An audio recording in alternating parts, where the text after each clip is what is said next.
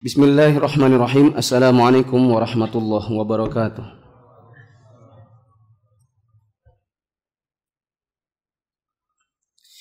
Alhamdulillahi rabbil alamin, hamdan yuwafi ni'amahu wa yukafi mazidah, kama yuhibbu rabbuna wa yardah. Wa asyhadu an la ilaha illallah wahdahu la syarikalah, wa asyhadu anna Muhammadan abduhu wa rasuluhu la nabiyya ba'dah. Hadirin jamaah yang dirahmati Allah Subhanahu wa taala. Berita baik pertamanya adalah berita baiknya satu, alhamdulillah pesawat saya delay hanya setengah jam. Biasanya delaynya 2 jam. Hampir aja nggak jadi kajian. Berita nggak enaknya adalah Ustaz Sofyan Khalid Rurai nggak jadi datang. Samarindanya pun nggak jadi. Dan saya baru tahu sekitar hari Jumat kalau nggak salah. Terus Sabtunya saya ke Palangkaraya. Tadi jam 6 tank landing, langsung kemari. Saya tidak ada waktu untuk mengabarkan kepada antum semua bahwa beliau tidak jadi datang. Semoga antum tidak kecewa. Dan marilah kita lanjutkan kembali pembahasan buku Hilyah Thalibul Ilmi.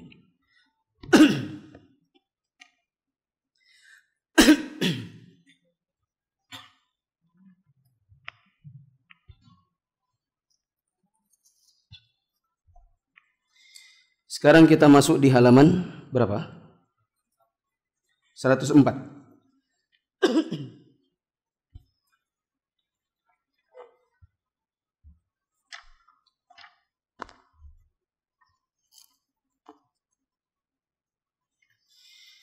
Halaman 104, kata penulisnya, ini apa nih? Sini juga.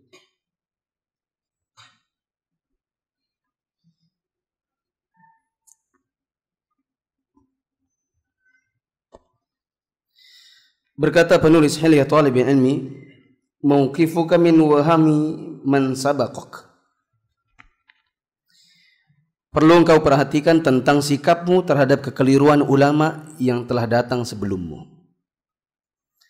Di sini kata beliau, idza dhufirta bi wahamin li 'alimin fala tafrah bihi li haqqin minhu walakin afrah bihi li tashihil mas'alati faqat. Jika kau temukan kekeliruan seorang ulama, maka janganlah bergembira karena merendahkannya, tapi bergembiralah untuk mengoreksi persoalan ini saja. Dan beliau juga mengatakan orang yang objektif akan sadar bahwa tidak ada seorang ulama pun kecuali memiliki kesalahan maupun kekeliruan, terutama ulama yang telah memiliki banyak karya. Tidak ada yang membesar-besarkan dan bergembira dengan kesalahan mereka tersebut kecuali untuk melakukan kecelaan, kecuali orang-orang yang sok pandai yang ingin mengobati flu akan tetapi mengakibatkan kusta. Iya, kesalahan atau kekeliruan seorang ulama yang memiliki banyak ilmu atau keutamaan tetap harus dicatat dan diingat. Tetapi janganlah sampai seorang penuntut ilmu membesar-besarkannya untuk mencela atau merendahkan ulama tersebut, sehingga orang-orang seperti dia akan tertipu. Perhatikan teman-teman yang dirahmati Allah. Kita dalam menuntut ilmu terkadang kerap mendapati sebagian ulama memiliki kesalahan. Di sini disebutkan penulisnya, karena memang tak seorang ulama pun yang tidak memiliki kesalahan. Pasti di antara mereka ada kekeliruan. Terutama yang sudah punya banyak karya. Ada pepatah yang mengatakan, man kathuru kalamuhu kathuru saqatuhu, wa man qalla kalamuhu qalla saqatuhu. Siapa yang lebih banyak keluar ucapan-ucapan dari dirinya, maka kemungkinan untuk salah jadi semakin banyak. Semakin sedikit berbicara, semakin sedikit kesalahannya yang akan keluar dari ucapannya. Dan memang begitu, ustadz yang semakin terkenal, semakin banyak videonya, maka semakin akan muncul sedikit demi sedikit kesalahan-kesalahannya. Semakin akan diketahui orang.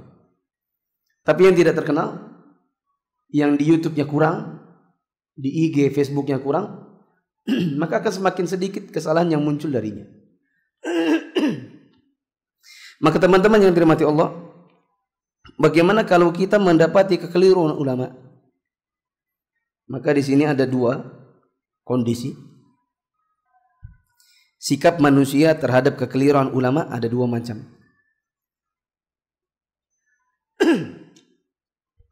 Yang pertama, ingin meluruskan kesalahannya ke hadapan manusia, supaya manusia tidak mengikutinya.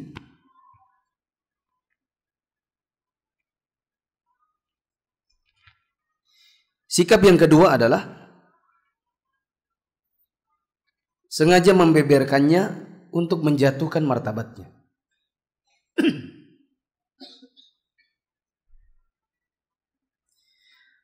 Maka kalau seandainya kita dapati ada kesalahan para ulama, maka hendaklah yang menjadi perilaku kita adalah yang pertama, jangan yang kedua.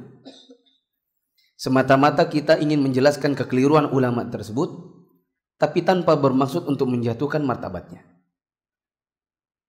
Misal, kita dapati Imam Syafi'i memiliki kekeliruan.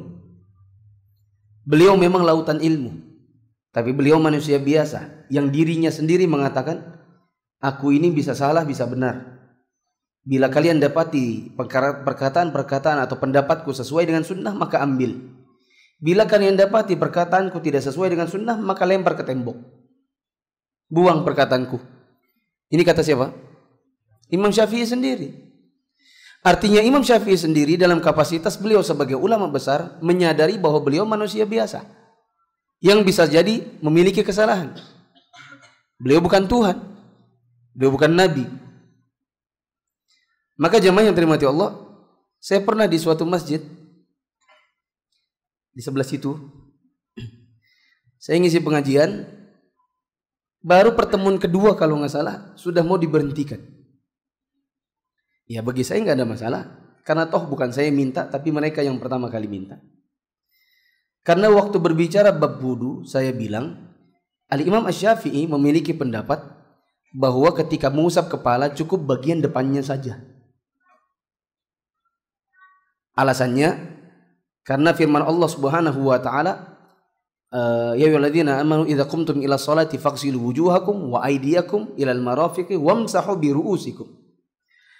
Wahai orang-orang yang beriman, apabila kalian hendak melakukan salat, maka cucilah wajah kalian, cucilah tangan kalian sampai dengan siku, dan usaplah dengan kepala kalian. Kata-kata wamsahu dan usaplah bi, yang bi itu kalau kita buka-buka biasanya artinya adalah dengan ru'usikum, kepala-kepala kalian. Kalau kita pahami sebagian dengan letterlock yang ada, semata-mata dengan bahasa Arabnya di Indonesia kan, maka ucapannya menjadi dan usaplah dengan kepala kalian. Bagaimana caranya? Mengusap dengan kepala kalian. Berarti tangannya yang diam, kepalanya yang doyang. Apakah itu masuk akal? Nggak mungkin.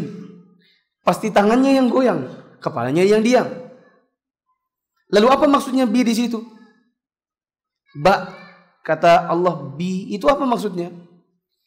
Imam Syafi'i mengatakan bi itu maksudnya adalah sebagian.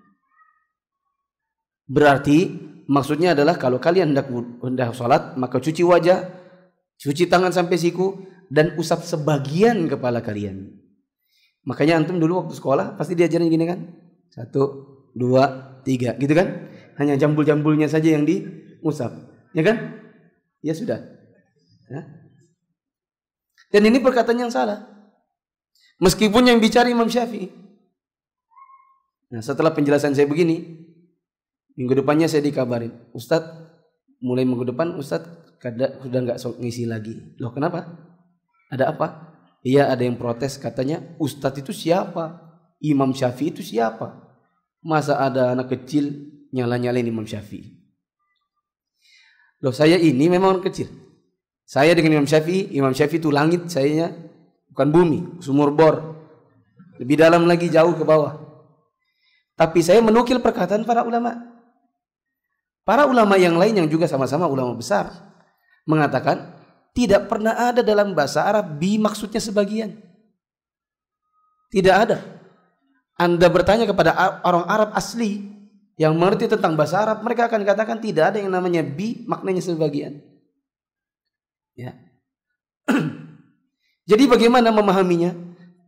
Karena memang susah dipahami, maka tinggal merujuk saja bagaimana perbuatan Nabi dalam wudu. Bingung kan memahaminya? Apakah gini, sek tangannya yang goyang, kepalanya yang diam, ataukah tangannya yang diam, kepalanya yang goyang? Susah memahaminya. Antum tinggal rujuk saja kepada perkataan Nabi atau bagaimana perbuatan Nabi saat wudu. Kita dapati ada hadis yang sahih riwayat Bukhari Muslim dari sahabat Abdullah bin Zaid. Ada hadis yang lain riwayat Bukhari Muslim juga dari sahabat Utsman bin Affan.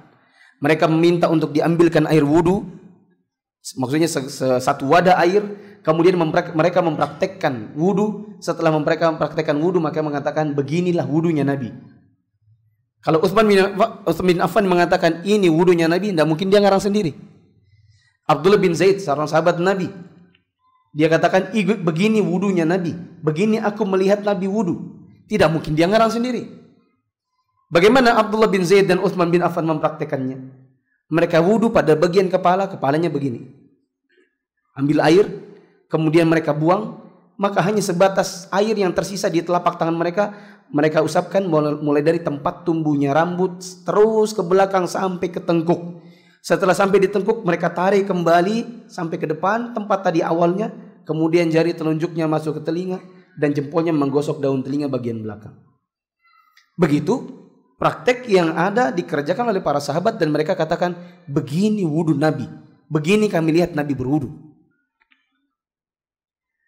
Maka kita katakan Imam Syafi'i dalam hal ini salah. Bukan berarti kita merendahkan Imam Syafi'i, tetapi kita hanya menjelaskan kepada masyarakat, jangan sampai masyarakat wudunya juga salah-salah. Sebagian dari masyarakat kita kalau lihat di tempat wudu itu hari Jumat lah, coba jangan perhatikan. Kebanyakan kaum muslimin masih yang begini, 1, 2, 3, ya kan? Kesalahannya 2, sudah cuman bagian jambul tok, 3 kali lagi. Padahal Nabi SAW untuk bagian kepala dari depan sampai tengkuk, tengkuk sampai depan, lalu kemudian hanya 1 kali. Tahu dari mana? Dari hadis yang 2 tadi. Abdullah bin Zaid dan Utsman bin Affan, mereka berselisih di dalam muka. Yang satu mengerjakan 2 kali, 2 kali, 2 kali, yang satu mengerjakan 3 kali, 3 kali, 3 kali, tetapi kedua-duanya dalam kepala sama, yaitu cuma 1 kali. Makanya dalam tayamum tidak ada 3 kali. Tayamum berapa kali? 1 kali. Kenapa demikian? Dikarenakan yang namanya cuci-cuci di dalam bersuci, yang sifatnya cuci mencuci itu 1 kali minimal, sunnah 2, maksimal 3. Lebih dari itu kezaliman kata Rasul.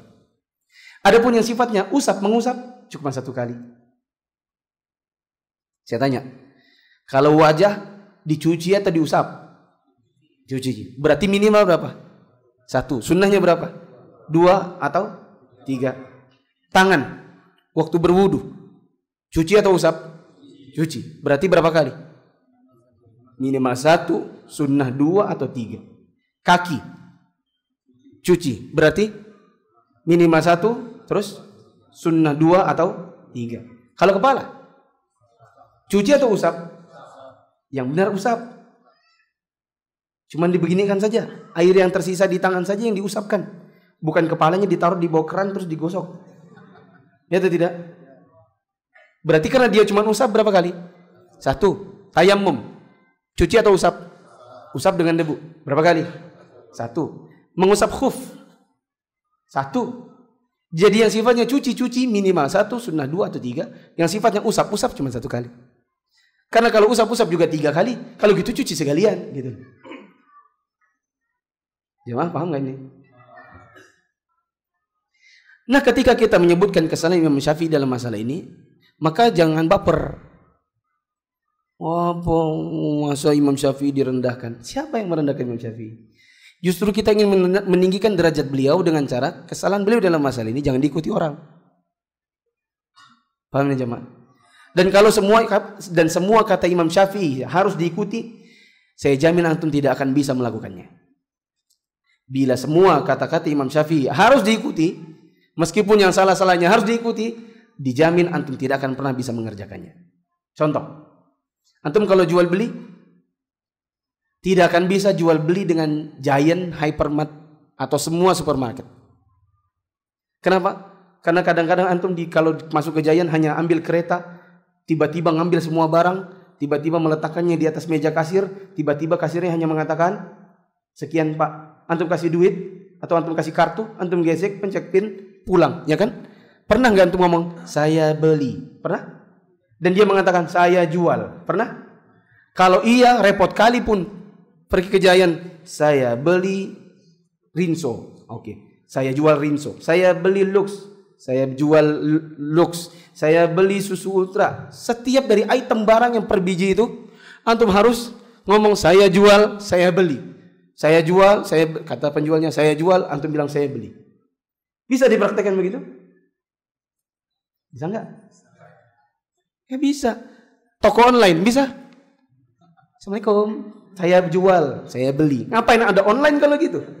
Kalau harus telepon juga lagi. Ya kan? Dalam mazhab Syafi'i nggak boleh yang namanya agen. Yang adanya produsen jual langsung. Nggak ada yang ceritanya mau pakai agen distributor, nanti ada agen kaki keberapa. Nggak ada cerita gitu. Ya. Bisa kita jalankan begitu? Setiap produsen aqua harus ngantar sendiri ke rumah-rumah. Antum ini produsen Sukades, ada yang mau beli, harus pesan langsung ke pabriknya. Karena tidak boleh ada agen. Bisa dipraktekkan?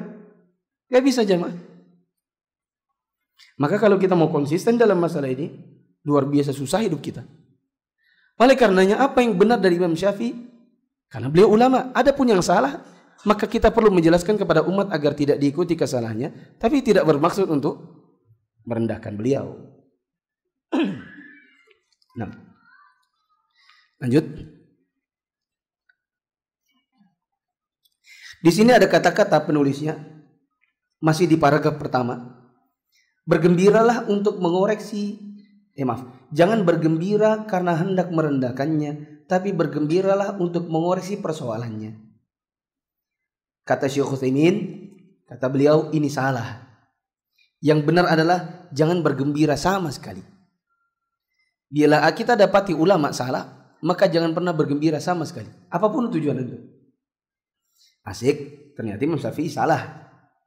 Antum senang dengan kesalahannya. Nanti kan kalau saya ngisi, tak catat ini adalah kesalahan. Jadi nanti kalau saya bisa ngisi, saya koreksi Imam Syafi'i di hadapan orang-orang, antum bisa ngangkat dikit derajat antum gitu. Iya. Paham gak maksud saya? Ya. Jadi merendahkan orang untuk meninggikan mutu. Apa namanya itu? Ya, merendahkan orang lain supaya tinggi mutunya. Hebat ya Ustadz ini. Bisa menjarutukan Imam Syafi'i, bisa mengoreksi Imam Syafi'i, pintaran dia dari Imam Syafi'i. Bila itu keinginannya, maka ini salah. Makanya Syekh Utsaimin dalam kitab Syarah Hilyah Thalib Ilmi yang saya baca tadi, saya baca ini di pesawat, kata beliau yang benar adalah amma an afraha annahu akhta'a min ajli an usahhiha al khata' fa hadza laisa bisawab. Ya. Kalau seandainya pun saya senang hanya dalam rangka untuk mengoreksi persoalan ini, maka ini juga salah, kata beliau.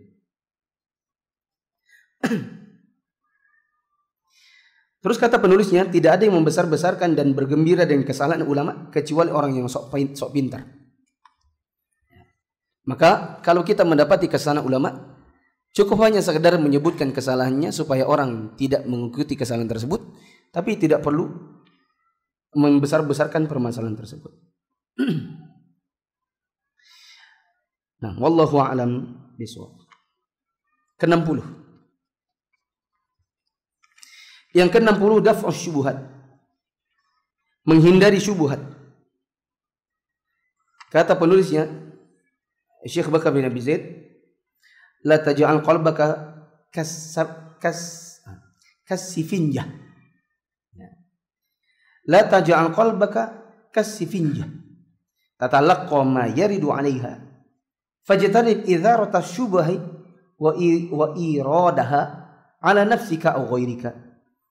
Fasyubahu khattafatun wal qulubu dha'ifatun wa aktsaru man yulqiha hammalatul hatab al mubtadi'atu fatawaqqahum. Kata penulis di sini, Jangan jadikan hatimu seperti spon yang menyerap semua yang datang kepadanya. Jangan mendatangkan syubhat kepada diri sendiri atau orang lain. Syubhat itu ganas, hati itu lemah. Dan kebanyakan orang yang menyebarkan syubhat adalah para pemikul kayu bakar, yaitu ahlul bid'ah. Maka hindarilah mereka. Perhatikan teman-teman.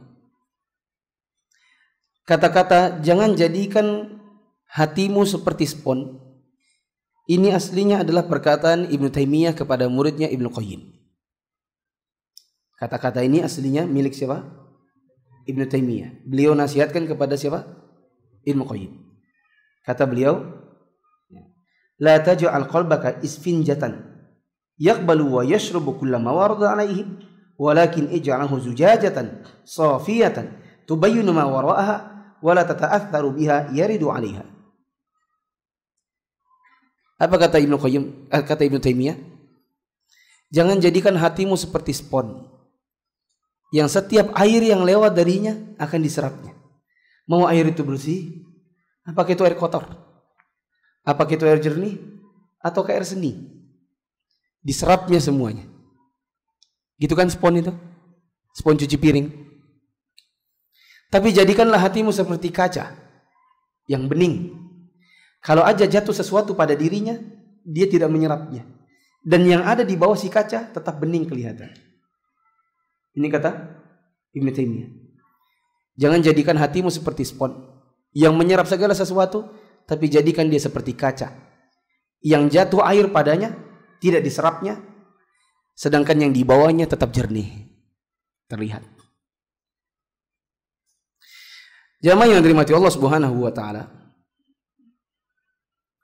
Mungkin sebagian contoh yang saya sebutkan sering antum dengar. Ya. Pernah dengar nggak begini? Ada orang mengatakan perayaan Maulid Nabi, perayaan Isra Mi'raj itu nggak apa-apa kok. Tapi asalkan acaranya cuma ceramah-ceramah saja, menjelaskan kepada umat. Itu kan memanfaatkan momen. Seperti kita ini kalau kajian, kita memanfaatkan waktu sholat maghrib, nunggu sampai isya, terus kita kajian, ya kan? Jadi sama memanfaatkan momen ketika ada hari Isra Mi'raj, tanggal 27 Rajab atau 12 Rabiul Awal, ketika Maulid Nabi, kita manfaatkan momen malam itu untuk mengumpulkan manusia, kita beri kepada mereka tausiah. Sebagaimana kalau kita punya pengajian rutin, habis maghrib kajian sampai isya baru pulang. Orang awam kalau dengar ini mengatakan, iya betul juga. Iya atau enggak? Memanfaatkan momen. Jangan sedikit-sedikit bid'ah. Kalau itu bid'ah, maka antum juga bid'ah dari ujung kepala sampai kaki. Karena antum enggak ada di zaman Nabi. Orang awam, oh nggih. Apalagi kalau kemudian ustadznya bisa menunjukkan letak-letak hadisnya, nomornya di buku mana, ayatnya diletaknya di kanan ujung atas, pojok kiri bawah. Antum akan semakin semakin termakan dengan yang seperti itu. Padahal bagi orang yang berilmu itu syubhat, itu gampang dipatahkan. Kalau memang memanfaatkan momen, ya, kalau memanfaatkan momen, berarti orang cari momennya, nggak ada yang dimanfaatkan, itu tidak apa-apa. Itu namanya memanfaatkan momen. Sekalipun acara ini nggak jadi, nggak masalah, ini tetap akan jalan. Saya tanya, kita tadi ke sini, kan antum sholat maghrib. Seandainya ternyata kajiannya nggak ada, antum tetap sholat maghrib? Tetap. Itu baru namanya memanfaatkan momen. Artinya nggak ada yang jadi acara ini pun nggak ada masalah, karena sholat tetap jalan. Ini cuma memanfaatkan waktu sholat maghrib. Ya tidak? Sekarang saya tanya, peringatan Maulid Nabi yang acaranya setiap tahun sekali, yang katanya ceramah. Kalau ceramahnya ternyata nggak jadi, apa orang jadi kumpul? Enggak. Oh nggak jadi, penceramahnya datang. Coba cari penceramah yang lain, telepon satu-satu. Ada? Nggak ada yang bisa datang. Bubar nggak acaranya? Bubar, nggak jadi acara. Itu pisang-pisang yang sudah ditusukin telur-telur itu sudah diambilin semua telur-telur. Bubar, nggak jadi acara. Itu namanya bukan memanfaatkan momen. Itu namanya, itulah kegiatannya. Yang kegiatan ini ketika kita rujuk kepada Nabi SAW, pernahkah Nabi kerjakan? 10 tahun Nabi ada di Madinah. Adakah 1 hari aja dalam 1 tahun peringatan Isra Mi'raj, peringatan Maulid Nabi? Adakah Nabi SAW dengan kemudahan beliau, hei Bilal, naik ke atas, panggil orang-orang, jamaah, nanti malam peringatan Maulid Nabi. Gampangnya kalau mau lakukan. Adakah dikerjakan? Jawabannya tidak. Kalau ada, pasti sudah sampai kepada kita minimal 1 hadis meskipun cuma dhaif. Iya. Paham nih jemaah? Maka tidak, yang namanya peringatan Maulid Nabi, dia adalah sesuatu yang mengada-ngada, tidak ada di zaman Nabi. Tidak ada di zaman Nabi dan orang menganggapnya ibadah. 2. Sebagian dai mengatakan, kalau itu bid'ah, kenapa kalau antum pergi umroh naik pesawat? Dan kalau memang itu bid'ah karena nggak ada di zaman Nabi, pesawat juga nggak ada di zaman Nabi, berarti itu bid'ah.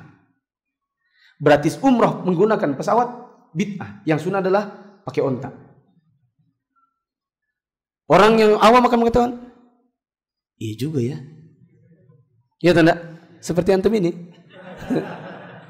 Antum mungkin dengar itu, iya juga tuh ya, betul juga ya. Ya. Saya tanya jamaah yang dirahmati Allah. Saya tanya kepada antum. Orang dengan peringatan Maulid Nabinya mencari pahala dari si peringatannya atau apa? Gini, pertanyaan saya ubah. Dengan mengadakan peringatan Maulid Nabi, orang mencari pahala. Iya atau tidak? Iya. Buktinya, kalau tidak, mereka menganggap itu yang nggak mau peringatan Maulid Nabi itu Wahabi. Kita balik tanya, emangnya kenapa kalau saya nggak ikut peringatan Maulid Nabi? Haram, berdosa. Iya, kamu nggak mau. Saya tanya, berarti bapak mau cari pahala? Iya, cari pahala. Berarti ibadah dong. Iya, kalau ibadah butuh dalil, kan gitu. Itu enggak. Sekarang saya balik kepada yang mengatakan kalau Maulid Nabi bid'ah, maka pesawat terbang buat umrah juga bid'ah. Saya tanya, orang cari pahalanya dari naik pesawatnya atau dari umrahnya? Hah? Dari umrahnya. Seumur umur saya belum pernah ketemu dengan orang yang mengatakan barang siapa umrah menggunakan Garuda, pahalanya 10 kali lipat daripada unta. Belum pernah. Tak seorang pun yang mengatakan demikian. Maka tidak ada yang namanya orang cari pahala dari naik pesawatnya. Orang cari pahala dari umrohnya. Adapun untuk Maulid Nabi, orang cari pahala dari mana? Dari peringatannya. Maka ini komparasi tidak apple to apple. Yang ini apple, yang ini jeruk. Kalau mau perbandingan harus sama. Ya. Misalnya anak kelas 2 dengan anak kelas 2, mana yang lebih pintar? Menyamakannya harus kelas 2 lawan kelas 2. Tidak bisa anak kelas 2 lawan anak SMP. Itu perbandingan tidak apple to apple. Apalagi kalau kemudian dai mengatakan kalau itu juga bid'ah, maka antum juga bid'ah. Antum ini dari rambut sampai ujung kaki semuanya bid'ah karena antum juga enggak di zaman Nabi. Maka dari situ kita semakin yakin orang ini menebarkan syubhat. Dan kata penulisnya, tidak ada yang menebarkan syubhat kecuali para pemikul kayu bakar dari kalangan ahlu bid'ah. Mungkin sebagian teman-teman ada yang suka nonton YouTube, dengar, betul juga ya, betul juga ya. Para penebar-penebar bid'ah, penebar-penebar syubhat yang ada di YouTube, itu syubhatnya kuat. Coba nih dikatakan, syubhat itu ganas, hati itu lemah, apalagi kalau orangnya orang awam. Ada seorang yang terkenal di Indonesia ini, dai paling terkenal se-Indonesia saat ini.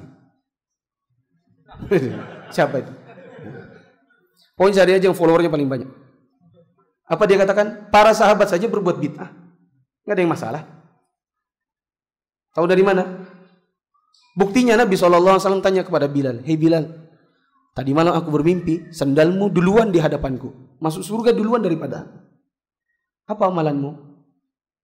Maka Bilal mengatakan, tidaklah aku berhadas, melainkan setelah itu aku berwudu, lalu aku sholat sebanyak yang Allah mau.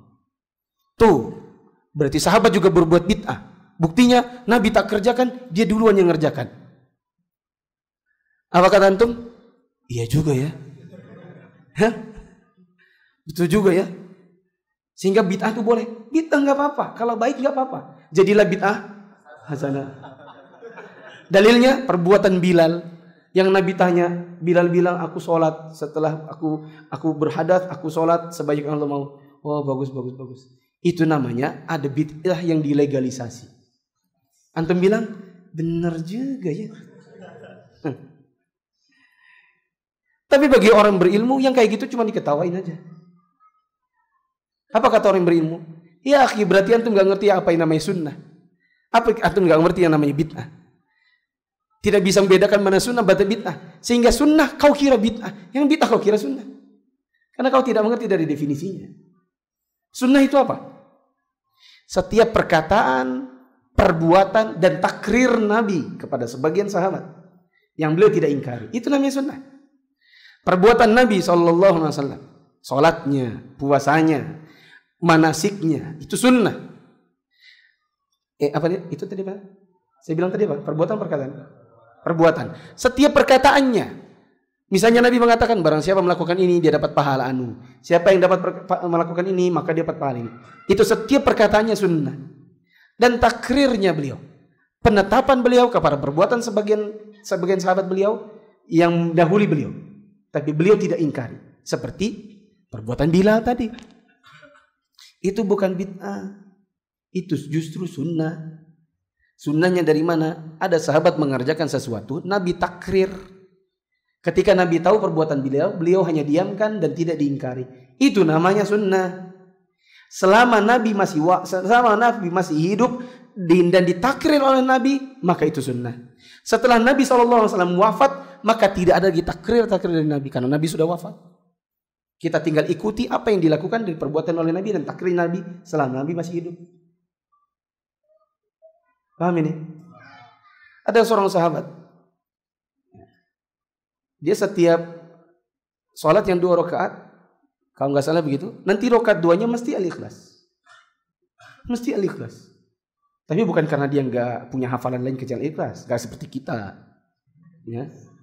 Nah, hafalannya cuman al-ikhlas. Alasannya mempercepat sholat demi kenyamanan jamaah.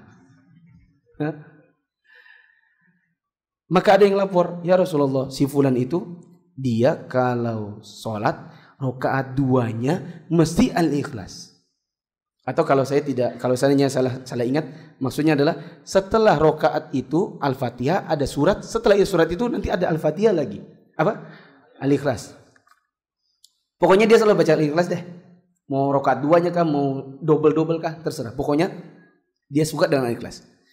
Maka Nabi SAW bilang, coba kau tanya kenapa dia begitu. Maka ditanyakan kepada sahabat itu, fulan, ditanya sama Nabi, kenapa sih kau suka begitu? Al-ikhlas selalu kau baca di rakaat 2. Fulan itu mengatakan, karena al-ikhlas itu isinya adalah sifat-sifat ar-Rahman. Dan saya suka kali dengan surat ini karena isinya adalah tentang Allah.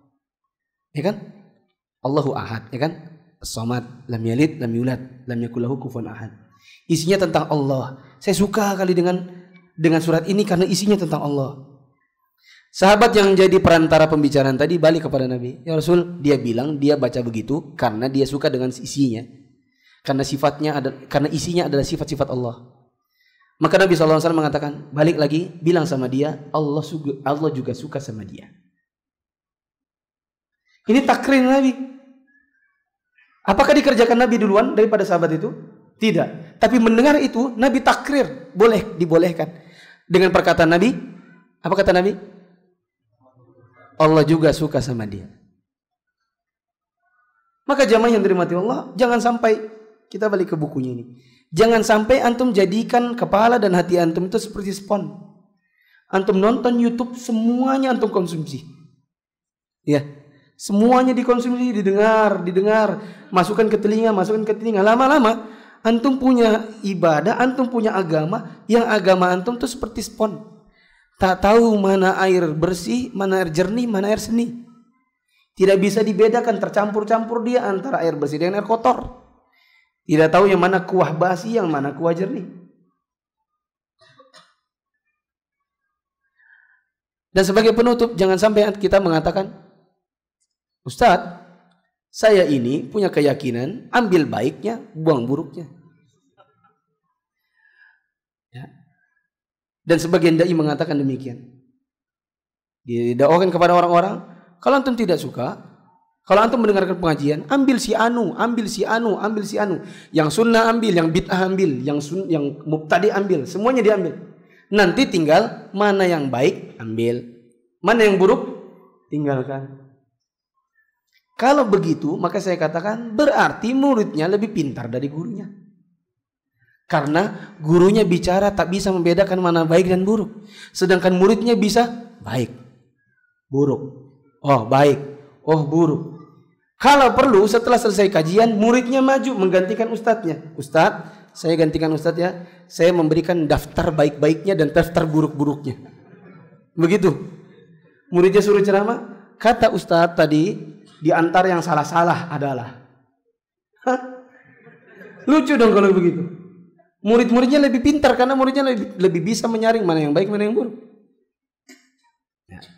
Dan ini juga termasuk syubhat. Adapun para ulama terdahulu dari bid'ah tutup kuping. Dari orang-orang yang lebih bid'ah tutup kuping. Dari orang-orang yang lebih bid'ah, maka para ulama terdahulu melarang murid-muridnya untuk duduk kepada mereka, mendengarkan pengajiannya. Sering saya ceritakan hal ini. Ya. Seperti Imam Ahmad bin Hanbal ditanya tentang Al-Haris Al-Muhasibi. Dikarenakan karena Haris Al-Muhasibi itu kalau ceramah bikin nangis. Apa kata Imam Ahmad bin Hanbal? Jangan dengarkan dia, meskipun ceramahnya menyentuh, karena isinya kebid'ah dan kau tidak tahu yang mana yang bid'ah, yang mana yang sunnah. Apa kata Muhammad bin Sirin? Unzuru amman ta'khuduna dinakum. Lihat dari siapa kalian mengambil ilmu kalian. Alasannya apa? Kata beliau, innal hadza al-madin. Dikarenakan ilmu itu adalah cerminan dari agama kalian. Maka setiap dari kalian harus memilah-milah siapa yang jadi guru agamanya. Hati-hati dengan yang namanya syubhat. Kalau kita bicara panjang lebar, kita beberkan semua syubhat-syubhat. Syubhat tentang bom bunuh diri, syubhat tentang karomah para wali, syubhat tentang adanya sebagian kaum muslimin yang kalau pergi ke kubur bawa bunga. Itu pakai sunnah semua, jangan salah. Ada orang yang meyakini sunnah menguburkan manusia dalam masjid. Ada orang meyakini, ada orang meyakini. Banyak sekali syubhat di tengah-tengah kita. Maka harus hati-hati dari siapa antum mengambil ilmu agama antum. Azan jam berapa? 19 berapa?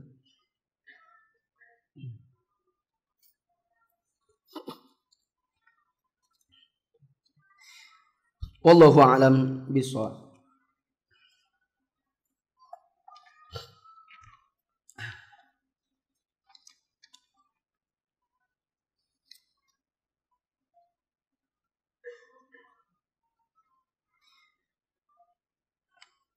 Ada seorang ikhwan yang ini kalau nggak salah sudah pernah saya baca.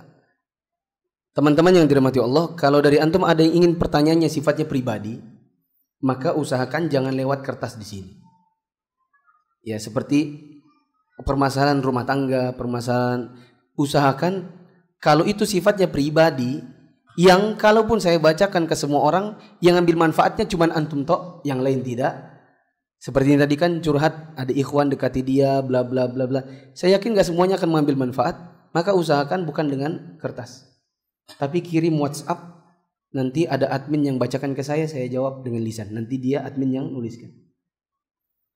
WhatsAppnya kemana Ustadz? Nomornya 0852 273 54 604. Hah? Antum punya nomor admin Anda enggak? 0852 273 54 604. Itu nomor Ana yang dulu. Mungkin antum sudah punya juga nomor itu, tapi sudah saya alihkan jadi nomor admin. Saya punya nomor sendiri sekarang yang saya bawa kemana-mana. Nomornya adalah 0811 598 440. Nanti antum telepon terus ke sana. Akhwat bernikob belajar tahsin dengan ustadz berhadapan, bolehkah? Saya enggak. Kalau saya tidak. Meskipun bernikob. Mungkin ada sebagian ustadz yang punya kajian begitu. Kajian tahsin, dia di hadapan akhwat-akhwat, akhwat bisa melihat dia tidak mau melihat akhwat. ya itu urusan yang bersangkutan. Adapun saya katakan tidak. Kenapa? Karena memang ustadznya awalnya nanti tunduk-tunduk, tapi ada kalanya dalam kajian kadang capek juga nunduk. Mau nggak mau apa? Nengadah. Pas nengadah minimal lihat mata. Yang ini lentik. Yang ini gotik. Yang ini eyeshadow. Ini smoky eye. Masya Allah ini eyeliner. Masya Allah. Apalagi kalau sudah matanya centing gitu kan? Kita ini manusia biasa aja mah. Kalau saya nggak berani gitu-gitu. Ya. Kalau mau tahsin dengan ustadz tetap pakai hijab. Istri saya dulu pernah punya kajian tahsin. Gurunya sesama perempuan dan gurunya ada di Madinah. Ustazah Ummu Soraya. Asli Padang tapi domisili di Madinah. Dan memang sudah orang sana. Dia punya sanad qiraah. Dia bikin tahsin khusus akhwat pakai Yahoo Messenger. Saya bilang sama istri saya, ada tahsin gurunya asli Madinah punya sanad pakai Yahoo Messenger. Itu berarti tahsin itu bisa meskipun nggak ketemu orangnya. Ya atau enggak? Berarti kalau ada ustadz tahsin tanpa dengan menggunakan hijab itu bisa kok. Cuman kitanya aja yang merasa aduh nanti nggak kelihatan bibirnya. Nanti kan kalau kita mau lihat ustadznya nanti kan gak lihat. Ya, nanti antum lihat ustadznya ganteng juga ustadznya gitu. Kan? Makanya saya nggak mau sama sekali ngajar akhwat tahsin nggak pakai hijab. Karena itu tadi takut dibilang ganteng.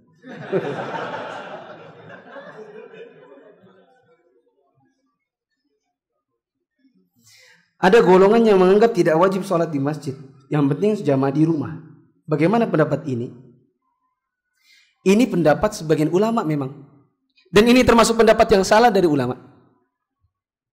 Ya, tapi bukan berarti saya merendahkan yang berpendapat demikian karena mereka para ulama. Tapi saya katakan setiap orang awam yang mengikuti pendapat itu maka dia salah. Dan biasanya orang yang demikian salahnya karena mengikuti hawa nafsu. Memang gak mau ke masjid. Dan itu pendapat yang salah. Yang benar adalah bagi laki-laki jamaahnya di masjid, perempuan di rumah. Dan laki-laki yang masih mampu ke masjid wajib ke masjid. Tidak boleh tidak ke masjid. Alasannya, hadis Nabi SAW beliau mengatakan, saya kepengen banget ada orang gantikan saya sebagai imam. Saya dengan laki-laki yang muda-muda, kami bawa kayu bakar keliling Madinah, kami cari rumah-rumah yang di dalamnya ada laki-laki yang tidak mau ke masjid, kami bakar rumahnya. Kalau seandainya berjamaah itu boleh di rumah, untuk apa Nabi SAW mau keliling Madinah bawa kayu bakar? Ayo. Tapi memang ada, saya akui, sebagian ulama yang berpendapat jamaah itu nggak apa-apa di rumah. Apa alasannya? Nah, antum juga perlu tahu alasannya. Supaya nggak gini, yang penting ada ulama yang berpendapat begitu. Akhirnya mengikuti hawa nafsu, jadi berjamaahnya di rumah aja. Ayo anak-anak, kita berjamaah. Abi nggak ke masjid? Nggak usah, kan di rumah juga nggak apa-apa. Kalau ditanya dalilnya, apa dalilnya? Nggak tahu juga. Saya pengen tahu dalilnya apa? Saya beri hadiah gamis ikhwan. Nggak ada? Alhamdulillah nggak ada. Dalilnya adalah hadis Nabi SAW. Salatul jamaati afdalu min salatil fardhi bi 27 darajah.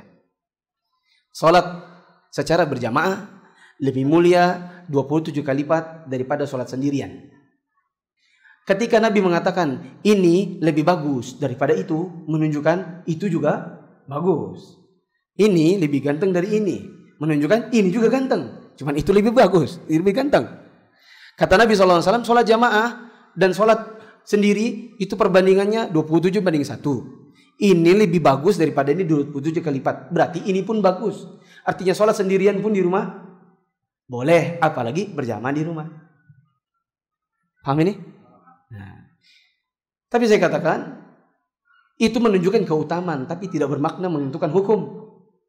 Adapun hukum, Nabi SAW mengancam kalau ada laki-laki yang tidak mau ke masjid, dibakar rumahnya. Itu menunjukkan bahwa laki-laki titik-titik ke masjid. Apa jawabannya? Titik-titik. Wajib ke masjid, bukan sunnah ke masjid. Karena kalau cuma sunnah, tidak mungkin dia mau dibakar rumahnya. Ustadz, apakah hukum isbal pada lengan baju sama dengan isbal pada celana? Sebagian ulama mengatakan sama, yaitu sama-sama haram. Sebagian lagi mengatakan isbal pada lengan baju hukumnya makruh. Isbal pada lengan baju itu begini. Nah gini. Tangannya kepanjangan. Coba lihat tangan baju Anda. Panjangan. Kayak gini. Ini namanya isbal lengan baju. Rasulullah SAW disebutkan kana kummu yadi Rasulillah SAW ila rusakh. Adalah lengan baju Nabi SAW sampai ini pergelangan. Nah sampai segini. Sampai tonjolan ini. Nah ini. Jadi kalau tangan baju antum sekarang masih panjang, dipotong dulu. Anggota keluarga saya beberapa masih awam, kadang merayakan ulang tahun dan acara-acara tidak penting. Bagaimana sikap saya? Dakwahi, jangan didiamkan. Tinggal cara dakwahnya bagaimana? Zaman ini kan kita banyak WhatsApp tuh. Ada WhatsApp grup keluarga. Nah di WhatsApp grup keluarga itu posting-posting tentang ulang tahun dan lain-lain. Tentang ulang tahun saya punya video di YouFit. Judulnya Hukum Mengucapkan Selamat Milad. Ya. Ada sebagian orang itu syubhat juga nih. Nih syubhat nih. Kata dia nggak boleh itu happy birthday to you. Yang nggak boleh itu selamat ulang tahun. Tapi selamat milad boleh. Jadi dari bahasa Indonesia ganti ke bahasa Arab. Antum kira mengganti bahasa kemudian jadi berubah hukum?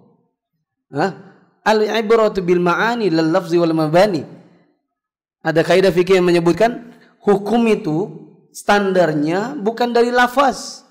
Mau diganti dengan bahasa apapun, dia hakikatnya yang dilihat. Hakikatnya apa happy milad itu? Mat milad, bro. Happy milad itu artinya apa? Selamat ulang tahun. Dan selamat ulang tahun hukumnya apa dalam agama kita? Hukumnya haram. Karena itu tasyabbuh dengan orang kafir. Ya. Seperti misalnya pekerjaannya apa Mbak? PSK. Oh PSK. Enggak, itu pelacur. Itu berzina. Mau dibagus-bagusin, dihalus-halusin kayak apa, tetap saja pelacur. Jangan bilang orang kafir, bilanglah non muslim. Gitu kan? Seperti Mas Angga yang berapa minggu lalu. Mana Mas Angga? Berapa minggu lalu kan dia gini. Kepada jamaah tolong ya, kita himbau kepada jamaah nanti kalau sampai di bundaran itu jangan langsung ke sini ya, ikut bundarannya dulu yang sebelah sana, jadi muter dulu. Nanti kita nggak enak sama orang kafir. Antum ketawaan. Salah kah dia bilang orang kafir? Enggak. Mau dibilang non muslim tetap aja dia kafir. Cuman lucu memang.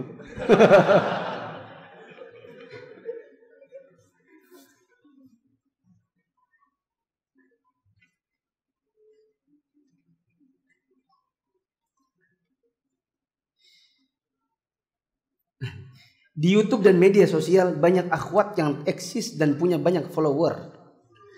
Masya Allah. Apa? Innalillahi wa inna ilaihi raji'un. Sebagian dari mereka tampil berjoget-joget untuk cari follower. Bagaimana begini? Ini musibah. Ya. Jangankan perempuan, laki-laki joget-joget juga cari follower itu murahan, rendahan banget. Ya. Kalau antum punya follower antum kalau antum menyebarkannya agama, nasihat, kebaikan, tidak masalah. Insya Allah dapat pahala. Tapi antum merendahkan diri dengan merekam diri antum joget-joget begitu, joget-joget supaya di-share ke sana kemari, supaya antum viral, supaya antum terkenal, dapat banyak follower, murahannya. Supaya cari itu loh apa? Endorse, yes. Ya kan? Orang kan cari follower banyak, nanti ada iklan apa dia nge-endorse gitu kan? Ya. Rasulullah SAW, bukankah Allah mengatakan wa qul lil mu'minina yaghuddu min absarihim wa yahfazu furujahum? Katakan kepada orang-orang mukmin agar mereka tahan pandangan mereka dan mereka menjaga kemaluan mereka.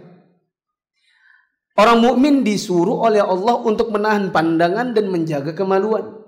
Lalu kalau ada orang perempuan menyengaja untuk dirinya tampil di hadapan laki-laki supaya laki-laki bisa lihat, kira-kira orang itu berdosa atau tidak? Dosa dan jariah. Apalagi kalau viral kemana-mana, maka dia semakin banyak dosanya. Setiap perempuan, ini mohon semoga nanti bisa jadi video pendek. Wahai kalian, para akhwat muslimah, jangan rendahkan diri kalian. dengan kalian joget-joget sana sini, berjilbab, bermake up, tampil di hadapan orang-orang, antum rekam diri antum, kemudian antum sebarkan di Instagram, di Facebook supaya dapat follower, supaya antum dapat duit dengan adanya endorse. Jangan rendahkan diri antum seperti itu. Kalian itu muslimah dimuliakan.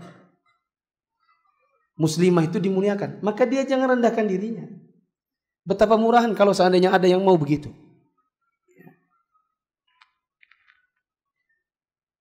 Dan kalau kalian ditonton oleh orang banyak, apalagi ditonton oleh laki-laki yang bukan mahram kalian, maka semakin banyak mata laki-laki yang bukan mahram yang menonton kalian, semakin banyak dosa kalian. Dan kalian mungkin tidak akan bisa menanggung itu nanti di hari kiamat. Kalian wafat, itu video terus viral kemana-mana, maka dosa kalian terus bertambah.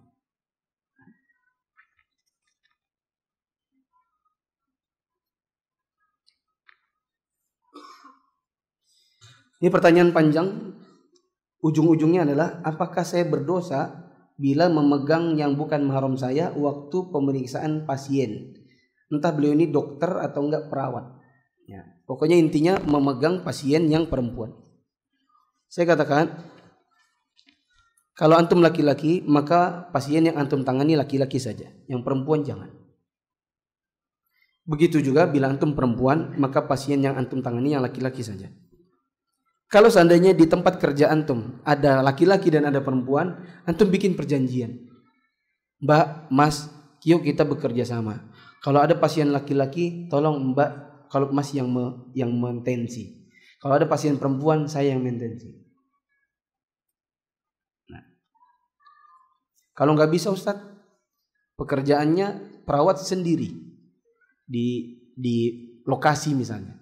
Sedangkan kadang-kadang pasiennya perempuan. Jadi gimana?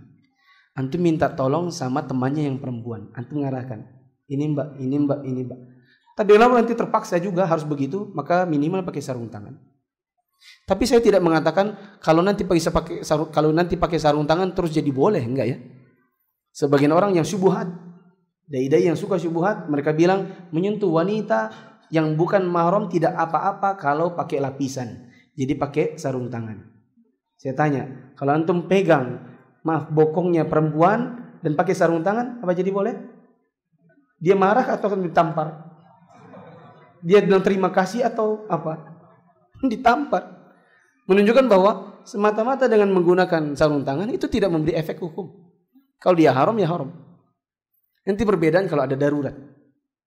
Misalnya saya pernah darurat memegang wanita, tapi alhamdulillah itu sudah nenek-nenek tua kali, umur mungkin 80 ke atas.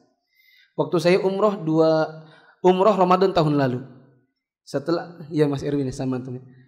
Umroh Ramadan tahun lalu, waktu kami sudah mau berangkat ke Jakarta, saya baru tahu ternyata satu jamaahnya adalah wanita kursi roda, sangat tua dan tidak bisa bicara apa-apa. Hanya gini saja.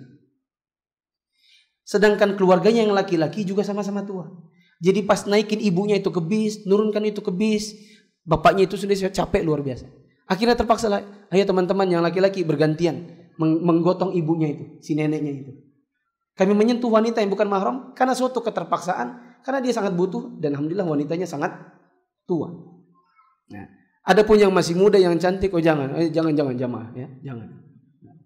Subhanakallahumma wa bihamdika asyhadu an la ilaha illa anta astaghfiruka wa atubu ilaik. Wassalamualaikum warahmatullahi wabarakatuh.